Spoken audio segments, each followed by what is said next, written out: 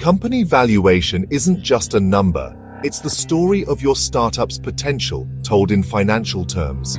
It's a tool for founders, not just investors, to measure progress and make smart decisions. Think of your startup as a boat.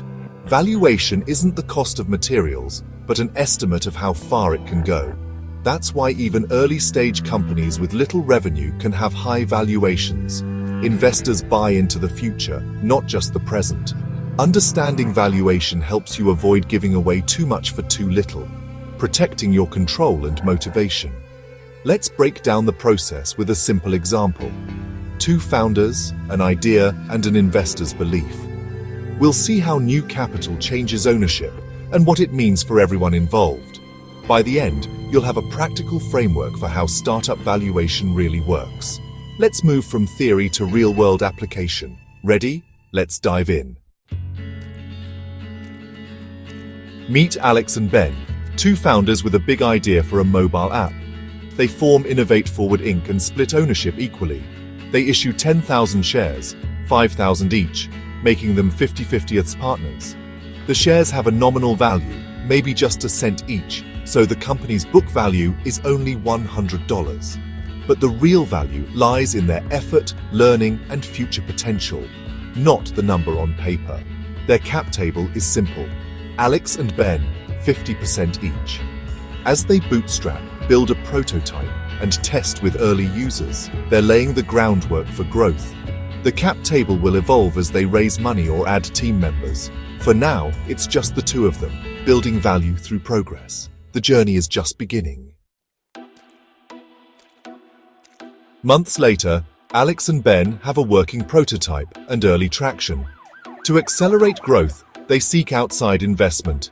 Enter Chloe, an angel investor impressed by their progress and vision. She offers $500,000 for 20% of the company. This offer sets the company's post-money valuation at $2.5 million. The math is simple. If $500,000 is 20%, then 100% is $2.5 million. The pre-money valuation, before Chloe's investment, is $2 million. Chloe's investment isn't just cash, it's a bet on the company's future. The valuation reflects belief in what Alex and Ben can achieve, not just what they've built so far. This is the first external validation of their potential. The deal marks a turning point for Innovate Forward Inc. Now, let's see how this changes the company's ownership. Here's how the investment works. Alex and Ben don't sell their shares to Chloe. Instead, the company issues 2,500 new shares to Chloe for her $500,000. The total shares increase from 10,000 to 12,500. Alex and Ben still own 5,000 shares each, but now that's 40% each, with Chloe owning 20%. This process is called dilution. The founder's percentage shrinks, but the company's value grows. The $500,000 goes into the company, not the founder's pockets, fueling growth. Founders trade a smaller slice for a bigger pie. Their stake is now worth more, even though it's a smaller percentage.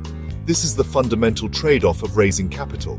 The company is now positioned for its next stage.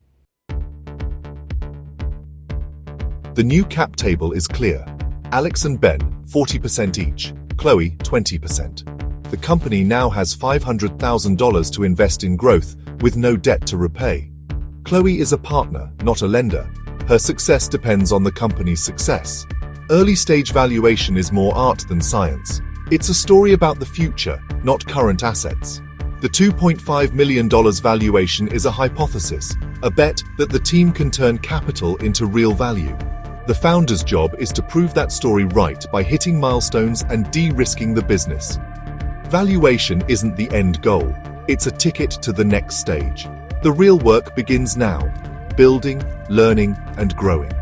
Startup valuation is about vision, execution, and turning belief into reality. That's how you build a company that lasts.